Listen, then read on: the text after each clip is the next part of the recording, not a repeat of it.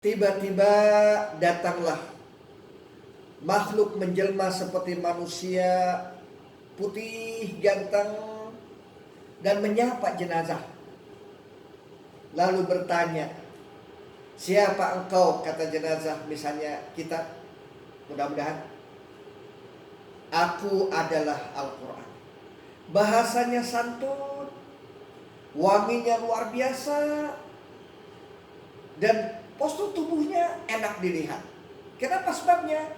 Ketika di dunia kalian membaca aku dengan penuh lembut. Ketika kalian di dunia membaca aku, kadang-kadang suara keras. Ketika kalian di dunia membaca aku, kadang-kadang dengan suara yang rendah. Aku sekarang mendampingi kamu sampai dibangkitkan nanti. Aku akan ke padang mahsyar bersama engkau. Demikian Quran. Jadi apa yang diragukan di Al-Quran? Harta yang Allah berikan kepada kita mungkin bisa mengikuti dengan amal solehnya. Tetapi berapa jumlah orang terlena? Tetapi Quran luar biasa. Dibaca suara tinggi akan menemani. Dibaca suara rendah akan menemani. Dibaca suara lagi tangisan akan menemani. Dibaca ketika gembira akan menemani. Maka ketika munkar nakir mau menanya, Quran pun berbicara dengan lembut, silahkan kau jalankan tugas engkau sebagai penanya. Dan aku akan menemani dia, dan dia akan pasti menjawabnya. Artinya, tanpa ditanya pun, selesai. Ditanya pun, jawabannya pasti baik. Maka munkar manakir tetap akan menjalankan tugas dari Allah, menanya kepada ahli kubur, tetapi ditemani Al-Quran. Umat yang berbahagia, jangan ragu. Mutmainnah, selalu mengedepankan Al-Quran. Satu tanda bahwa kita ingin mendapatkan sesuatu yang hebat, sesuatu yang mulia, sesuatu yang tinggi. Karena kehidupan yang panjang adalah sejak dicabut nyawa, dan tidak akan pernah berujung. Ujungnya hanya dua, neraka atau surga. Yang sedang kita jemput adalah inilah jalan ke surga. Ini kisah yang jelas. Nabi Muhammad mengisahkan bahwa mudawamah itu baru beberapa surat. Bagaimana kalau menghatamkan Quran 1 bulan sekali? Betapa indahnya yang menemani di kuburan sana nanti. Bagaimana kalau berupaya kita menyimpan Al-Quran di benak kita dalam arti menghafal? Masya Allah, indah sekali. Karena itu ada satu hadis yang mendekati kepada kita dari sisi kesemangatan baca Quran. Man nama an hizbihi minal laili aw an syai'in minhu faqara'a ma baina salatil fajr wal dhuhri kutiba lahu ka'annahu qara'ahu minal lail. Siapa yang tidur minal laili, tidur malam hari, kemudian dia membaca Quran, berapa juz, berapa lembar, berapa halaman, ma baina salatil fajr wa zuhri, antara salat fajar dan zuhur, kutiba lahu qira'ahu minal lail. Orang tidur baca Quran, dibimbing Quran. Orang ketiduran tidak baca Quran. Lagi, orang tidur sebelum tidur baca Quran. Dia akan ditemani terus oleh Al-Quran selama tidur. Tidur tidak baca Quran. Tetapi ba'dal fajar, sebelum azan, setelah sholat subuh, atau antara sholat subuh dan zuhur, jam berapa, waktu duha, sebelumnya dan sebagainya, dia baca Quran. Berapa halaman, berapa juz. Maka hadis ini membimbing kita, mengabarkan kepada kita, kutiba lahu, Allah akan catat kepada pelaku ini seakan-akan dia membaca Quran sepanjang malam. Apa yang diragukan wahai hamba Allah dari sisi Al-Quran? Tidak baca Quran semalaman karena sebab mungkin kendala tertentu. Begitu bangun pagi, apakah sebelum fajar atau ba'dal fajar atau antara zuhur dengan subuh dengan zuhur, dia baca beberapa halaman atau 1 juz 2 juz seakan-akan dia menghatamkan Quran satu malam. Bayangkan.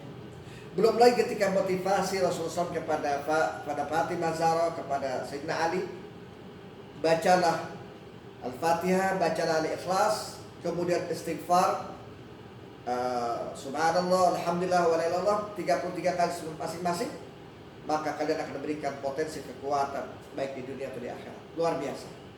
Sekali lagi, ini mukaddimah kita bahwa tidak ada keraguan buat kita untuk terus mencintai Al-Quran dalam aksi baca, dalam aksi mentadaburi, dalam aksi menghafal, dan terus kita mengajarkan kepada yang membutuhkan, dan terus kita berikan teladan di tengah-tengah keluarga kita untuk senantiasa mengagungkan, mendahulukan Quran sebelum yang lainnya. Ini pertanda bahwa kita sedang meraih bagaimana menjadi ahlullah atau ahlul Quran.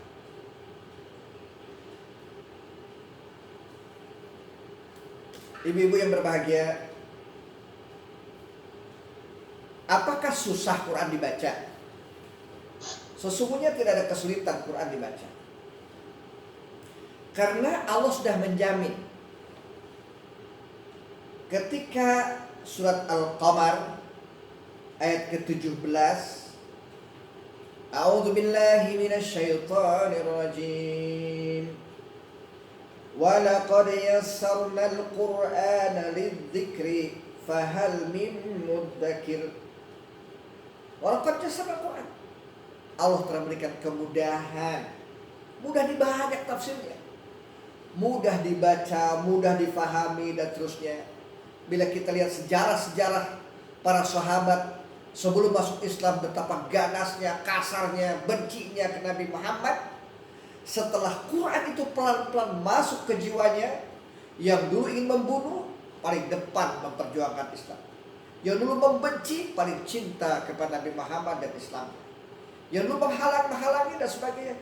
Berbeda lagi ketika orang itu memang hatinya berpura-pura, pura-pura nerima tapi menolak.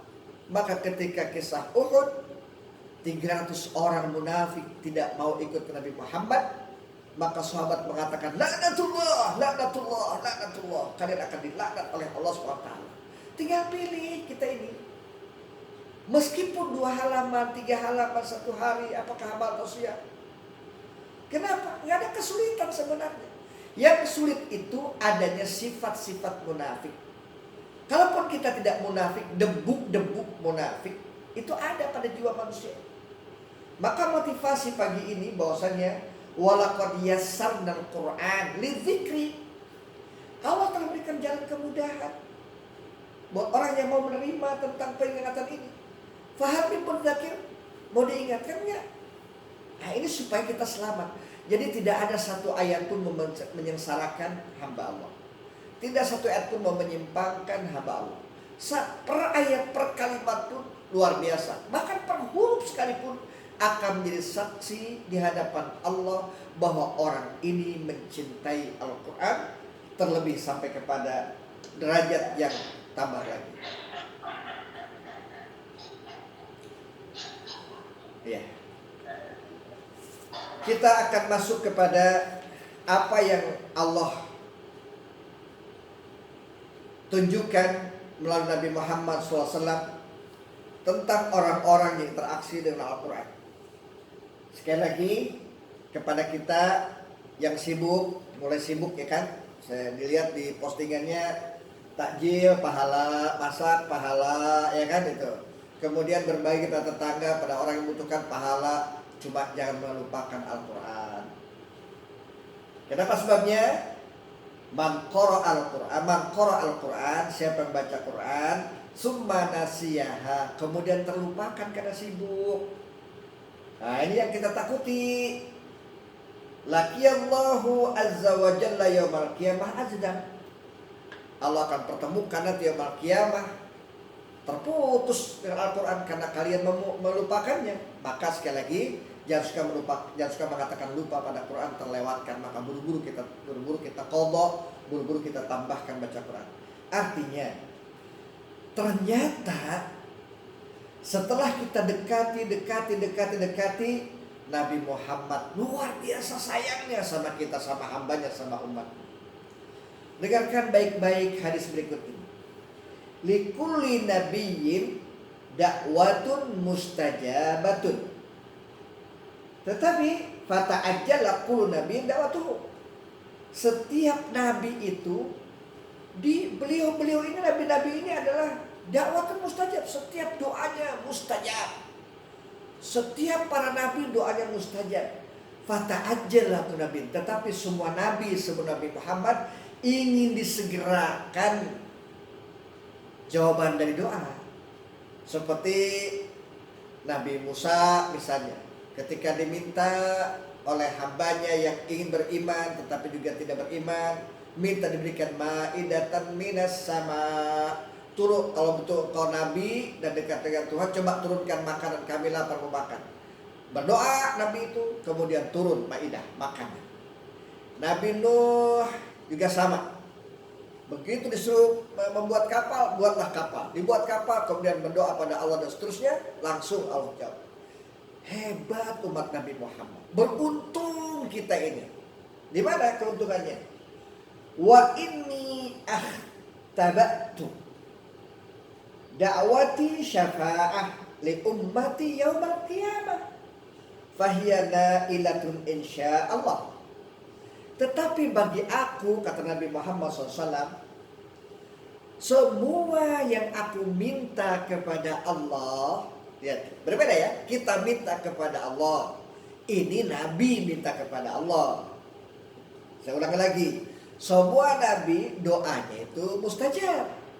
Nabi-nabi sebelum Nabi Muhammad, setiap doanya itu ingin cepat dikabulkan dan berbukti. Tilka hiya asa, inilah tongkat. Udah, lemparkan saja. Lemparkan, berdoa, kemudian dimakan semua ular. Istimewa Nabi Muhammad ini, wa inni ahtabatu. Aku tunda. Semua yang aku minta kepada Allah adalah syafaat, bantuan li ummati, untuk umatku. Kapan? Yaumul qiyamah, karena berat. Fahiya na'ilatun insyaallah, dan ini akan dinikmati oleh umat Nabi Muhammad bil khusus, jalur khusus untuk orang-orang yang cinta Quran, yang membaca Quran, berusaha menghafal Quran, berusaha membacakan ke orang lain Quran, terlebih mengajarkannya. Masya Allah, tabarakallah. Indahnya doa Nabi Muhammad. Bukan ditunda, tidak mau dikabulkan sekarang, karena ada doa pribadi kita. Rasul menyampaikan juga, perbanyaklah kalian berdoa.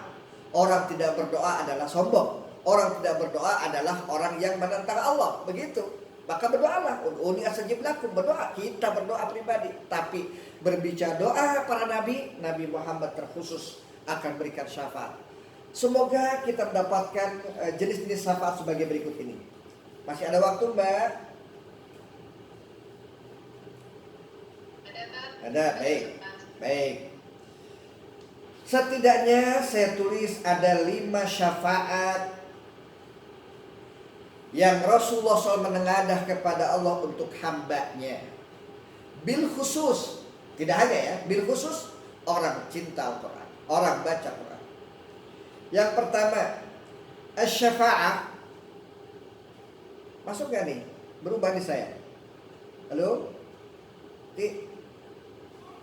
Berubah. Oh, di depan. Oke. Terganggu sedikit. Masuk? Masuk. Oke. Ada 5 syafaat pagi ini ya. Nanti mungkin di bab-bab lain banyak lagi syafaat lain. Yang pertama syafaat, sekali lagi diulang lagi supaya masuk, bahwasannya doa para nabi yang dahulu dikabulkan cepat ketika berdoa. Nabi Muhammad ditunda karena diberikan kesempatan hambanya berdoa. Nabi Muhammad doanya untuk nanti syafaat yaumul qiyamah. Apa syafaatnya? Yang pertama, syafaat Nabi Muhammad adalah untuk mendatangkan ketenangan hambanya di saat hari genting. Kapan itu? Mahsyar. Di padang mahsyar luar biasa. Nabi Muhammad mencari hambanya, mencari umatnya, hamba Allah, dicari umat Nabi Muhammad, dicari. Apa dia? Ketika menanti-nanti pengadilan di padang mahsyar, Nabi Muhammad mencari untuk masuk jalur khusus. Quran khusus, yatim khusus, infak khusus, sedekah khusus. Semua diberikan ruang-ruang bahwa ini yang selama di dunia akan berbuat, beramal sebagainya. Aku datang kepada engkau memberikan bantuan. Luar biasa.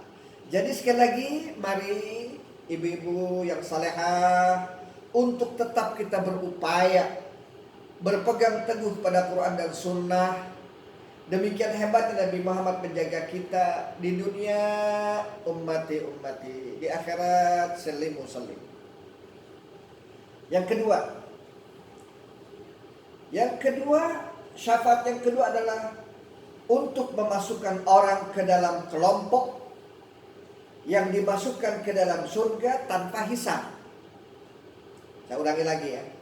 Yang pertama tadi, Nabi Muhammad datang menghampiri hamba Allah umat Nabi Muhammad untuk menjalurkan khusus di padang mahsyar ketika hari genting supaya tenang. Ini bukan janji orang, tetapi ternyata doa Nabi Muhammad. Yang kedua, kemudian Nabi Muhammad datang memasukkan umat Nabi Muhammad bil khusus Al-Quran kepada kelompok yang sudah dihisab, yang sudah ditanya agar masuk surga tanpa hisab. Bayangkan, sudah ditanya tapi yang tanpa hisab juga ada. Allahumma ja'alna minhum. Semoga kita termasuk mendapatkan syafaat ini. Jadi dikumpulkan pada masa ketakutan karena kalian baca Quran di dunia dengan lembut, baca Quran dengan sholat, baca Quran dengan doa, baca Quran terhadap orang yang sakit, dan baca Quran juga tidak salah kepada orang di mana ada jenazah. Maka syafaat yang kedua adalah Nabi Muhammad mengunjungi umatnya ketika yaumul qiyamah, dimasukkan pada kelompok yang tanpa hisab. Yang ketiga, Rasulullah menghampiri umatnya agar tidak disiksa, padahal telah dihisab. Nabi Muhammad datang, kata ya ayyuhal muzammil, ya ayyuhal muddathir, sampai ayat yang paling pendek kita cintai, inna a'tainakal kautsar fasholli li rabbika wanhar inna syani'aka huwal abtar. Dibaca semua oleh kita dan dipahami semampu pemahaman kita. Ternyata kita pun dihisab, dihitung, ditimbang. Nabi Muhammad datang. Padahal sudah dihisab. Tetapi Nabi Muhammad menyelamatkan dari hisab yang pada hari itu sudah diukur akan mendapatkan satu siksa. Ternyata Allah berikan izin kepada Nabi Muhammad untuk membela hambanya. Semoga kita termasuk di dalam. Yang keempat, na'udzubillah min dzalik, dari dosa kesalahan dilemparkan ke neraka. Dilemparkan jauh-jauh ke neraka. Nabi Muhammad pun datang. Kenapa datang? Untuk mengeluarkan pelaku maksiat dari neraka. Yuk sama-sama baca salawat. Allahumma salli ala Sayyidina Muhammad. Allahumma salli ala Sayyidina Muhammad. Allahumma salli ala Sayyidina Muhammad. Kenapa sih? Nabi Muhammad cintanya sama kita, cintanya sama hamba dan umatnya. Cintai Nabi Muhammad, jangan ragu. Cintai Quran, jangan ragu. Cintai huruf ke huruf, kalimat ke kalimat, ayat ke ayat, juz ke juz. Kita cintai surat ke surat. Kita ini pelaku maksiat. Semoga dengan hisab tadi, tanpa ada melihat neraka, segera selamatkan Nabi Muhammad. Ternyata ada lagi orang sudah dimasukkan ke neraka pun dicari oleh Nabi Muhammad untuk diselamatkan agar cepat keluar dari neraka. Ya Allah, indahnya Islam, mulianya Nabi Muhammad membela hambanya. Syafaat yang terakhir adalah syafaat yang kelima di versi hari ini adalah menaikkan derajat. Kenapa ditaruh di akhir ini? Supaya kita bisa melewati bagaimana pedihnya, bagaimana dahsyatnya padang mahsyar. Maka di nomor 5 ini berbeda. Syafaat menaikkan derajat kepada hambanya, terutama yang mencintai Al-Quran. Apa dia? Menaikkan derajat di surga. Sudah di surga pun dinaikkan lagi derajat. Hadis yang pernah kita baca, Iqra wartaqi. Bacalah dan naiklah. Seperti engkau membaca di dunia. Begitu naik, kaget. Contoh misalkan Mbak Pulanah yang ada di sini masuk surga, dinaikkan lagi derajatnya di surga. Kenapa? Karena kalian di dunia sering membaca Quran, cinta Al-Quran, menghafal Al-Quran, membahas Al-Quran, ditaikkan derajat. Iqra wartaqi, baca lagi seperti kamu baca di dunia, naik. Begitu naik ke derajat yang lain, rame yang membaca Al-Quran, kaget. Manhum, siapa mereka yang suara banyak ini? Mereka sederajat dengan engkau dan engkau berada di tengah-tengah mereka. Ya Allah, rindu sekali bertemu di surga bersama derajat-derajat pembaca Al-Quran seperti ini. Karena itu dalam hadis, Sami'tul malaikah wa syafa'an nabiyun wa syafa'al mu'minun lam yabqa illa arhamur rahimin. Ketika hadis syafa'atul malaikah, malaikat berikan syafaat. Mana buktinya? Lihat ya. Nabi Muhammad, perhatian, malaikat mencari pembaca Quran. Kemudian sudah baca Iqra wartaqi. Ini bukan Nabi Muhammad yang nyuruh, tapi malaikat. Iqra wartaqi, baca dan naiklah. Begitu baca, naik seperti kamu baca di dunia. Begitu naik, saya katakan di awal tadi, Masya Allah banyak surah Al-Quran. Siapa mereka? Mereka adalah pembaca Al-Quran ketika di dunia. Itu malaikat. Wa syafa'an nabiyun. Dan Nabi Muhammad memberikan syafaat seperti yang diceritakan tadi. Dan ternyata hari ini berapa yang hadir di Zoom ini? Ada yang izin tidak apa-apa, ada yang uzur tidak apa-apa. Masuk kelompok, apa nih? Wa syafa'al mu'minun. Semua saling bersaksi orang mukmin. Itu ya Allah, selamatkan dia. Kenapa? Dia pernah duduk bersama kami bahas Al-Quran. Tolong saksikannya pada hari ini. Bila nanti saya kesulitan di akhirat, teriaklah mbak-mbak sekalian bahwa kita pernah duduk bersama bahasan Al-Quran. Kenapa sebabnya? Wa syafa'al mu'minun. Ternyata sesama orang mukmin pun saling berikan syafaat. Bahkan di hadis yang lain, binatang sekalipun berbicara kepada Allah, selamatkan dia karena dia pernah menyelamatkan aku. Binatang lain, selamatkan dia karena dia memberikan makan kepada aku. Luar biasa. Artinya demikian hebatnya umat Nabi Muhammad. Tidak hanya Nabi yang memberikan syafaat, malaikat pun, orang sesama mukmin pun. Yang paling kita tekuni hari ini adalah bagaimana cintanya Nabi Muhammad terhadap Ahlul Quran.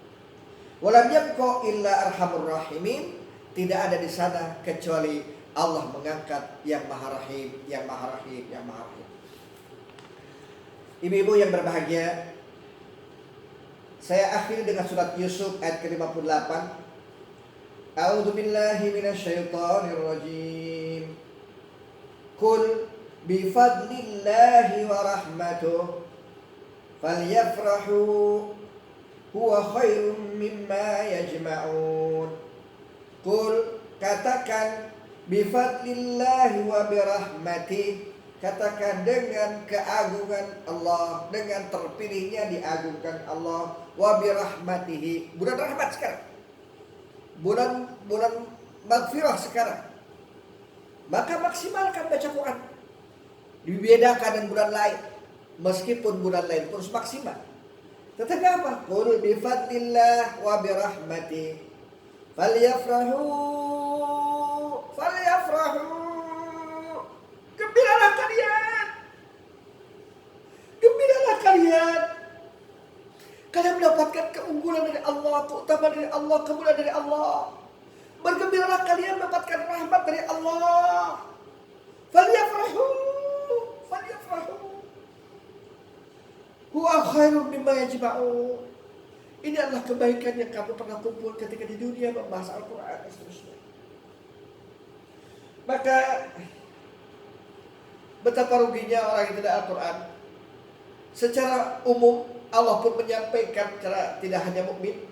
Ketika ayat Allah Subhanahu wa taala di surat Yunus ayat ke-57, ya ayuhan nas, hai manusia, bukan orang mukmin saja, manusia. Saking sayangnya Allah turunkan Quran buat semuanya, tetapi ada manusia yang tidak mau. Allah turunkan Quran agar semua manusia selamat, ada orang tidak mau. Allah bimbingkan Al-Quran supaya selamat perjalanan hidupnya, ada orang tidak mau. Dengarkan baik-baik Al-Quran ini. Ya ayuhan nas, ya ayuhan nas, hai manusia, qad ja'akum mau'izatun min rabbikum. Telah datang kepada kamu sekalian sebuah nasihat, mau'izah min rabbikum, itu Tuhan kamu. Apa itu? Al-Quran. Wa shifa'un lima fis sudur. Dan Quran itu adalah syifa, obat. Masih banyak orang yang meragukannya, bahkan tidak. Tetapi ada orang memanfaatkan salah atas nama Al-Quran menjadi dukun, atas nama Al-Quran menjadi tukang jampe yang tidak syar'i dan sebagainya. Tetaplah kita yang peserta Zoom ini, sebodoh-bodohnya kita, tetaplah menjadi terkena di langit.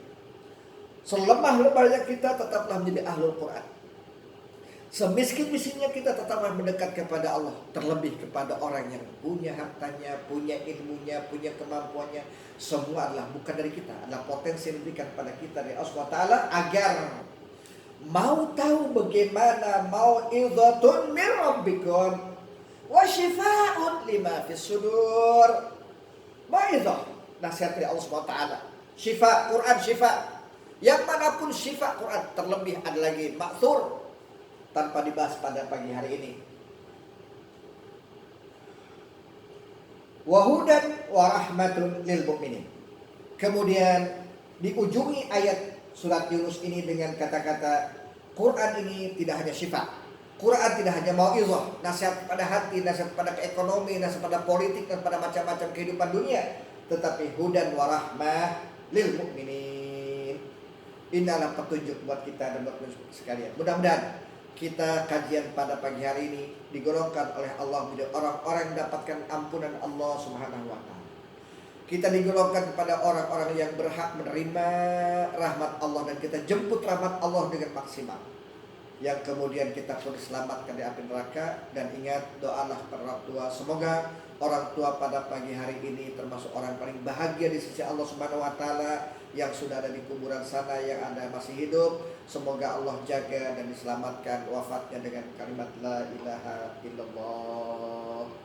Demikian dapat saya sampaikan pada pagi hari ini. Semoga ada manfaatnya. Hadanallah wa ikum ajmain. Assalamualaikum warahmatullahi wabarakatuh.